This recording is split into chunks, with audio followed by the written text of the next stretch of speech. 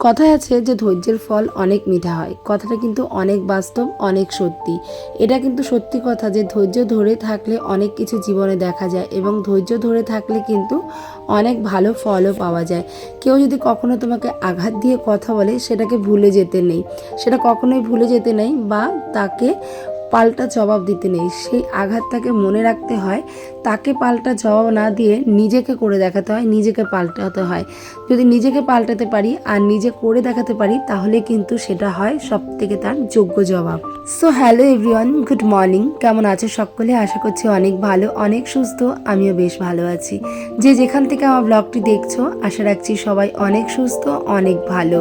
তো যাই হোক, আজকের ব্লগটা আমি এখান থেকেই শুরু করলাম। সকালে উঠে বাসি কাজকর্ম সমস্তটা তো কমপ্লিট করে নিয়েছি। ছেলে পড়তে চলে গেছে, মেয়ে পড়তে চলে গেছে, আর এখন দেখো আমাদের জন্য একটু চা বানিয়ে নিলাম। আর এই ঠান্ডাটা পড়ার পর থেকে না সবার সঙ্গে সঙ্গে নিজেরও একটু চা খাওয়ার অভ্যাস, মানে অভ্যাস বলাটা ভুল হবে, মানে ঠান্ডায় যখন জল টল ঘেটে কাজকর্ম করে উঠি তখন ওই এক কাপ চা যেমন অনেকটা তৃপ্তি দেয়। তবে আমি বলতো কি, চা মানে চা মানে সেই মিষ্টি দিয়ে কড়া করে, আদা দিয়ে কড়া করে, লিকার দিয়ে চা অথবা দুধ চা, ব্যাস। মানে টেস্ট ছাড়া যেন তখন আর কিছু বুঝি না, যে হেলথের ব্যাপারে একটা যে খেয়াল রাখবো সেটাও কিন্তু বুঝি না। তবে হ্যাঁ, যখন মনে করবো যে আমি স্বাস্থ্যের জন্য চা খাবো তখন কিন্তু একদম পুরোপুরি চিনিটাকে অ্যাভয়েড করেই চলি। তবে এই শীতের মধ্যে যেন মনে হচ্ছে চা মানে আমেজ। চাটা খেলে যেমন গাটা গরম হয়ে যায়, চাটা খেলে যেন একটা অন্যরকম এনার্জি পাই। তো সেই কারণে কয়েকদিন ধরে কিন্তু সবার সঙ্গে আমিও একটু চাটা খাচ্ছি। আর এদিকে না সকালে একটু সেদ্ধ ভাত বসিয়ে দিয়েছিলাম। আজকে সোমবার, আজকে আমাদের তাঁতিরা কাজ করবে না। তো মোটামুটি মনে করো সারাটা দিনে এমনিতেই ফ্রি আছি এখন, তো আরোই মনে হচ্ছে ফ্রি। তবে ফ্রি থাকলে কথায় মানে কি বলবো, এই ফ্রি আর ওই ফ্রি কিন্তু অনেক রকম, মানে অনেকটা আলাদা। যখন ওই মানে সারা সপ্তাহ কাজ করতে করতে ক্লান্ত হয়ে একটা দিন রেস্ট করতাম, ওই ব্যাপারটা খুব ভালো লাগতো। তবে এখন ওই বাড়ি ঘর দুয়ার অগোছালো অবস্থায় পড়ে থাকা, তারপর নিজেদের গায়েও ধুলোবালি, সারা ঘরে ধুলোবালি, মানে এগুলোর থেকে শরীরে এনার্জি আর কি আসবে, এনার্জি পুরোটাই যেন লস হয়ে যাচ্ছে। যাই হোক, সকালে সিম সেদ্ধ, আলু সেদ্ধ ভাত করে সবাইকে দিয়ে দিলাম। আর এইদিকে দেখো আমি কি কাজ করছি। অনেকগুলো রসুন, সে অনেক দিনের ছিল। যখনই আমি রান্নাবান্না করতে যাই না তখনই ওই রসুন ছোলাটা যেন সব থেকে বিরক্তিকর কাজ। তো ভাবলাম আজকে যখন বসেই আছি তাহলে প্রত্যেকটা রসুন আমি ছাড়িয়ে রেখে দিই। ছাড়িয়ে এরকম একটা জারের মধ্যে ভরে রেখে দিলে এটা কিন্তু অনেক দিন, তোমরা দেখতেই পাচ্ছ যে কতগুলো রসুন আমি ছাড়িয়েছি। আর এই রসুনগুলো কিন্তু অনেক দিন চলে যাবে। যখন আমার প্রয়োজন হবে আমি ফ্রিজ থেকে বার করবো, বার করে কিন্তু সঙ্গে সঙ্গে মশলা করে রান্না করে ফেলতে পারবো। আর বলো তো কি, রসুনের আগে আমি একটা আদা রসুনের পেস্ট করে ধুতাম। তবে আমার যেটা রান্না করার সময় মনে হয় যে টাটকা টাটকা আদা রসুনের পেস্টটা করলে যতটা সুন্দর একটা গন্ধ বা অল্পতেই কাজ হয়ে যায়, সেটা কিন্তু ওই পেস্ট বানিয়ে রাখলে সেই গন্ধটাও থাকে না, আর অল্পতেও কিন্তু সেই কাজটা আর হয় না। যাই হোক, রসুনগুলো ছাড়িয়ে আমি কিন্তু রেখে দিলাম। আর রসুন ছাড়াতেই দেখি এই যেরকম ঝুল ঝাড়ুর দাদাভাই নিয়ে আসছে ঝুল। এবার দাদাভাই ট্রেন ধরবে, বলছে একটু তাড়াতাড়ি করতে। তো আমি আবার দাঁড়ালাম। দাদাভাই আমার ক্যামেরাটা অন করা দেখে বলছে যে ভিডিও করছো বৌদি? আমি আর কিছু বলিনি। আমার অনেক দিন ধরে মানে বাড়িতে তো ধরো কাজকর্ম হচ্ছে, ধুলোবালি তোমরা বুঝতেই পারছো যে নতুন একটা বাড়িতে কাজ হলে আর অন্যান্য ঘরগুলোর অবস্থা কি হতে পারে। আর যাদের তো আমাদের ঘরের ভেতর দিয়ে আর কি মিস্ত্রি যাতায়াত কাজকর্ম, তাদের অবস্থা যে কী হতে পারে সেটা কিন্তু একমাত্র আমরাই জানি। আর যাদের ঘরের ভেতর দিয়ে কাজ হয় তারাই কিন্তু একমাত্র জানে। তো ছোট্ট একটা ওই ঝুলঝাড়া নিলাম, ওটা দিয়ে দরজা জানলা, তারপরে তোমার ওই স্লাইডিংয়ের যে ওই চাকাগুলো থাকে, যে ওগুলোকে কী বলে, চ্যানেলগুলো, তো ওইগুলো পরিষ্কার করা কিন্তু খুব সুবিধা। আমি চেয়েছিলাম ওই ময়ূরের পালকের মতো যে নরম, মানে আরেক ধরনের আছে এরকম যেটা নরম, ওটা দিয়ে কিন্তু বই বা বইয়ের র্যাক ট্যাক সব কিছুই কিন্তু পরিষ্কার করা যেত। তো দাদাভাই বললেন যে ঠিক আছে শুক্রবারে তোমাকে ওটা এনে দেবো। আমি বললাম ঠিক আছে তাহলে এনে দিও। আর এগুলো একটা নিলাম। স্লাইডিংটা আমাদের বাইরের যে সামনের বারান্দার যে স্লাইডিংটা, ওটা তো অনেক নোংরা পড়েছে। ওটা পরিষ্কার করতে গিয়ে দেখলাম যে না, বেশ সুন্দর পরিষ্কার হচ্ছে। তো ওগুলো একটা রেখে দিলাম। আসলে এগুলো তো ছেলে মানুষরা বোঝে না, এগুলো কিন্তু মেয়ে মানুষদেরই কাজ। মানে মেয়েরা যতটা পারে এরকম টুকিটাকি নিজের হাত খরচা বাঁচিয়ে কিন্তু জিনিসপত্র কিনে এই ঘর দুয়ার পরিষ্কার করে। আসলে একটা সময় ছিল যখনই হাতে কিছু পয়সা হতো মনে হতো একটা লিপস্টিক কিনে, একটা কাজল কিনে, হ্যাঁ এখনও সাজার শখটা আছে বা সাজতে ভালোবাসি, বরাবর সাজতে ভালোবাসি। আমার ইচ্ছে আছে একদম যখন পুরো বুড়ি হয়ে যাব তখনও অনেক সাজবো। তবে আমাদের একটা সময়, একটা বয়সের পর বলো তো কী হয়, তখন আমরা সাজার জিনিস নই, ঘরের সংসারের জিনিসপত্র কেনাকাটার ওপরে কিন্তু বেশি আগ্রহী থাকি। তো যাই হোক, জীবনে অনেক কষ্ট করেছি, সংসারে এমনও অনেক জিনিস আছে যে বাড়ির লোকদের কাছ থেকে অনেক তুচ্ছ তাচ্ছিল্য অবহেলা পেয়েছি। একটা জিনিস হাত দিতে গেলে সেই জিনিসটা কখনো ধরতে দেয়নি বা কখনো ছুতে দেয়নি। সেই জিনিসগুলো বা সেই কথাগুলো বা দিনগুলো হয়তো চলে গেছে, তবে সেই কথাগুলো কিন্তু মনে রয়ে গেছে। আজকে যখন সেই কথাগুলো শুনতে শুনতে এই জায়গায় এসে পৌঁছেছি, আর সেই যে কথাগুলো, সেই যে তুচ্ছ তাচ্ছিল্যগুলো, সেই কথাগুলোর কথা কিন্তু এখন মনে পড়ে যে হয়তো সেদিন যদি তাচ্ছিল্য আমাকে না করা হতো তাহলে আমি হয়তো এত সংসারী হতে পারতাম না বা এত সংসার নিয়ে ভাবতে পারতাম না।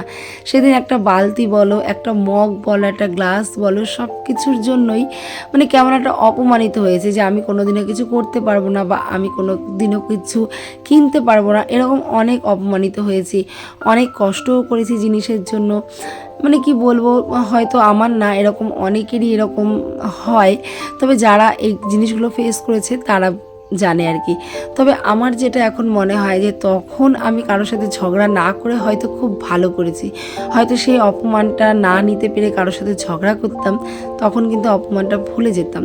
তবে যেটা আমি করেছি সেটা হলো সেই অপমানটাকে আমি মনে রেখেছি, তাকে আমি আঘাত না করে নিজেকে পাল্টেছি। নিজে কিন্তু এতটাই সংসারী হয়েছি, এখন কিন্তু আমি কারো জিনিস ছুঁয়েও দেখি না, নিজে নিজে কিন্তু সমস্তটা জিনিস আমি করে নিই। যেটা আমার আজকে নেই সেটা কিন্তু আমি কালকে করি বা দুদিন বাদে করি। তবে এখন আর ওই নজরটা নেই যে আমার জিনিসটা নেই, আমি তোমার থেকে একটু নিলাম, কারণ ওই জায়গার থেকে যে একটা তাচ্ছিল্য হয়েছি, সেই আঘাতটা মনে রেখেছি বলে হয়তো আজকে নিজেকে এতটা পরিবর্তন করতে পেরেছি। আসলে একটা সময় ছিল যখন সবাইকে নিয়ে খুব ভাবতাম, তবে এখন দিন পাল্টেছে, মাস চলে গেছে, আমরাও একটা এজে এসে পৌঁছাচ্ছি।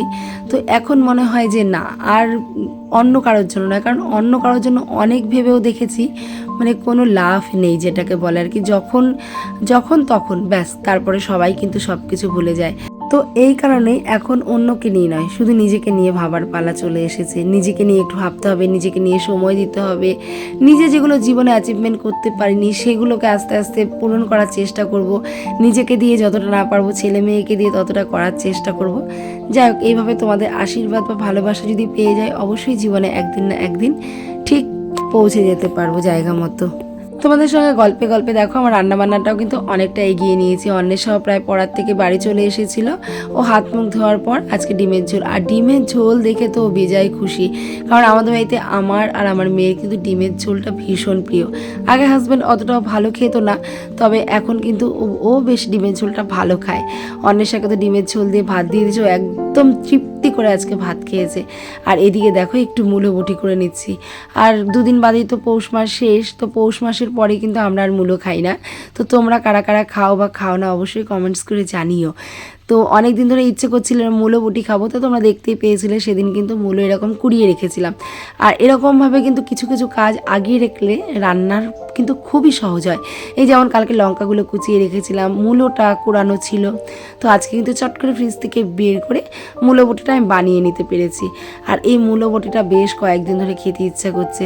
তো ইচ্ছে আছে যে কালকের দিনটায় যেহেতু পাবো, অল্প একটু মূলো কুড়ানো আমি রেখেও দিয়েছি, সেটাকে আর কি কালকে বড়া ভাজা করব। তো ইচ্ছে আছে সকালে যদি সবজিওয়ালা দাদা মূলো নিয়ে আসে আবারও রাখবো, রেখে এরকম কুড়িয়ে কিন্তু মূলো বটি করব।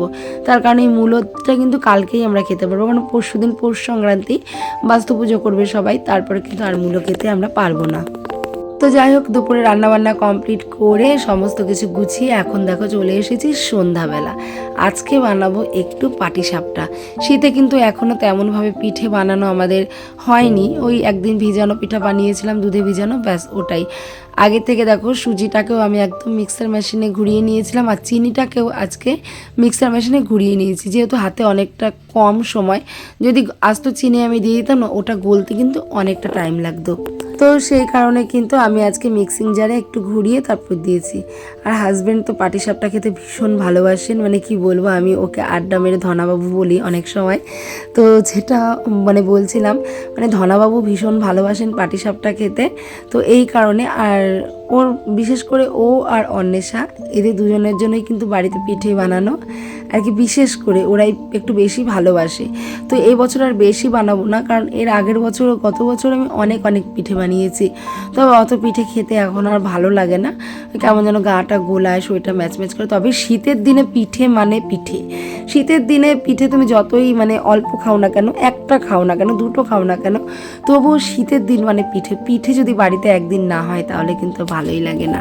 আর তোমাদের দাদাভাই বাড়ির উপর থেকে তোমার নারকেল রেখেছিল, সেটাও কুড়িয়ে নিয়েছিলাম। আর আমার পাটিসাপটা পুর মানে নারকেল, আমার সন্দেশের পুর দিয়ে কিন্তু অতটাও পোষায় না। যাই হোক, একটু দুধও রেখেছিলাম 1 কেজি মতো, সেটা দিয়ে গোলা বানিয়ে নিলাম। আর এখানে দেখো নারকেল দিয়ে, দুধ দিয়ে, চিনি দিয়ে একটা পুর বানিয়ে নেব, সেটাকে কিন্তু ভেতরে দিয়ে দিয়ে পাটিসাপটা বানাবো আমি। এই পিঠে করা বলো, নাড়ু করা বলো, মোয়া করা বলো, সমস্তটা নিয়েই কিন্তু একদিন অনেক কথা শুনেছিলাম। যখন আমি কারো কাছ থেকে মানে বাড়ির ফ্যামিলির লোকের কাছ থেকে আর কি শেখার জন্য আগ্রহী থাকতাম, তখন কিন্তু ওরা তেমনভাবে শেখাতে চাইতো না। আর আমাদের সময় তো মেয়েদের বলতে কোনো মূল্যই ছিল না, সব সময় কথায় কথায় কিন্তু আমাদের কথা শুনতে হতো যে বাপের বাড়িতে কিছু শিখে আসিনি। আর ওই যে প্রথমেই বললাম, ওই কথাগুলো শুনেছিলাম বলে হয়তো আজকে কিছু করতে পেরেছি। আমি কিন্তু কারোর হাত ধরে কখনো শিখিনি। আজকে খারাপ হয়েছে, কালকে খারাপ হয়েছে, পরশু খারাপ হয়েছে, 3 দিন 4 দিন 5 দিন, একদিন না একদিন কিন্তু ভালো হতেই হবে। আমি কিন্তু ঠিক ঠেকে কিন্তু সমস্ত কাজকর্মগুলো শিখে গেছি। এখন দেখো নিজের ছেলে মেয়েকে নিজেই তৈরি করে খাওয়াতে পারছি, কারোর উপরে কিন্তু ভরসা করতে হচ্ছে না। দেখতে খারাপ হবে প্রথমবার, তারপরের বার দেখতে খারাপ হবে, কিন্তু তারপরের বার কিন্তু এমনি ঠিক হয়ে যাবে। দেখো একটা বেগুনের বোটা কেটে নিলাম, এখানে কিছুটা সর্ষের তেল, সাদা তেল ঘরে ছিল না, তো এই কারণে সর্ষের তেল। ওদিকে আমার পুরটাও বানানো হয়ে গেছে। এখানে দেখো এই ননস্টিকের যে তাওয়াটা, এইগুলোতে কিন্তু পাটিসাপটা বানানো ভীষণ সহজ, তার কারণে এগুলোতে তলায় লেগেও ধরে না, কোনো কিন্তু সমস্যাও হয় না। সুন্দর করে গ্যাসের ফ্লেমটা শুধু একটু স্লো করতে হবে, করে কিন্তু আস্তে আস্তে পাটিসাপটাগুলো বানাতে হবে, খুবই সুন্দর হয়। আর ছোটোবেলার থেকে জানো তো আমিও না আমি সাদা পিঠে খেতে ভীষণ ভালোবাসতাম, পাটিসাপটা বলো, মালপোয়া বলো, মানে সমস্তটা সাদা হবে। তো আমার মেয়েও দেখছি তেমনই হয়েছে, পাটিসাপটা যেই শুনেছে বানাবো আজকে দুপুরবেলা পড়তে যাওয়ার আগে, আমাকে বারবার বলে গেছে, মা পিঠে যেন সাদা ধপধপা হয়, খুব সুন্দর করে সাদা পিঠে বানাবো, পিঠেতে কিন্তু গুড় দেবা না। তবে পায়েসটা কিন্তু গুড় ছাড়া একদম ভালো লাগে না। আর এই পাটিসাপটা বলো, মালপোয়া বলো, এগুলো আমার আবার মানে চিনি দিয়েই বেশি ভালো লাগে, দেখতেও সাদা হয়, দেখতেও সুন্দর হয়, এই কারণে যেমন মানে চিনি দিয়েই ভালো লাগে। ছোটোবেলার থেকে এরকমই আমিও খেয়ে এসেছি, আমার মেয়েও দেখছি এখন এরকমই হয়েছে। তো যাই হোক, দেখো এখন কিন্তু সুন্দর করে একটার পর একটা পিঠে ভেজে নিচ্ছি। আর আমার ভিডিওটি দেখতে দেখতে যারা একদম শেষ পর্যায়ে চলে এসছো, তাদের আবার বলছি, যদি আমার ভিডিওগুলো ভালো লেগে থাকে তাহলে প্লিজ তোমরা একটা লাইক করো, কমেন্ট করো, নতুন বন্ধু হয়ে থাকলে চ্যানেলটাকে সাবস্ক্রাইব করো।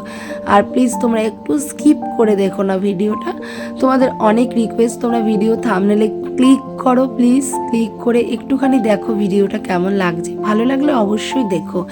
আর like, comment, share and subscribe. চলো তোমাদের সঙ্গে গল্পে কিন্তু প্রত্যেকটা পিঠে দেখেছো তো কি সুন্দর হচ্ছে, আর একদম পুরো কিন্তু সাদা হচ্ছে। সত্যি বলতে কারোর ওপরে ভরসা করে থাকা ব্যাপারটা এখন আর নিতে পারি না, এখন আর ভালো লাগে না। প্রচুর ভরসা করে থাকতাম, একটু পিঠে বা একটু নাড়ু মোয়া খাওয়ার জন্য কিন্তু অন্যের ওপরে অনেক ভরসা করে থাকতাম। যেমন ভরসা করে থাকতাম, যেমন খেতাম, তেমনি কিন্তু অনেক কথাও শুনতাম। তবে যখন ছেলেমেয়েরা বড় হলো, আমাকে একটার পর একটা খোঁটা শুনতে হতো যে জিনিস করতে পারি না, ছেলে মেয়েকে কী করে খাওয়াবো, আমার ছেলে মেয়ে জীবনও খেতে পারবে না। তখন থেকে যেটা জেদ হয়েছিল যে না, আমার ছেলে মেয়ে কেন খেতে পারবে না। তো দেখবে ঘরে একটা জিনিস করলে কিন্তু আমরা প্রত্যেকে একটার বেশি দুটো খেতে পারি, কিন্তু অন্যের কাছ থেকে কখনোই কিন্তু একটার বেশি দুটো আমরা খেতে পারি না। অন্য কেউ যতটা ভাগ করে দেবে ব্যস্ত অতটাই, আর তাছাড়া কিন্তু নিজের জিনিস নিজে কিন্তু অনেকটাই খাওয়া যায়। তাই পিঠে বানানো শিখেছি, নাড়ু মোয়া সব কিছুই শিখেছি। আর সব থেকে বড় কথা, প্রত্যেকের কথার থেকে অনেক দূরে চলে এসেছি। তো চলো বন্ধুরা, আজকের মতো এই পর্যন্তই। পিঠে দেখাতে বা পিঠে খেতে তোমাদের থেকে বিদায় নিচ্ছি। চলো, শুভরাত্রি। সবাই শীতে জমিয়ে পিঠে খাও, জমিয়ে মজা করো, জমিয়ে আনন্দ করো, আর সবাই কিন্তু অবশ্যই সুস্থ থেকো। চলো আজকে আসি, দেখা হবে আবারও কালকে নতুন একটি ভিডিওতে।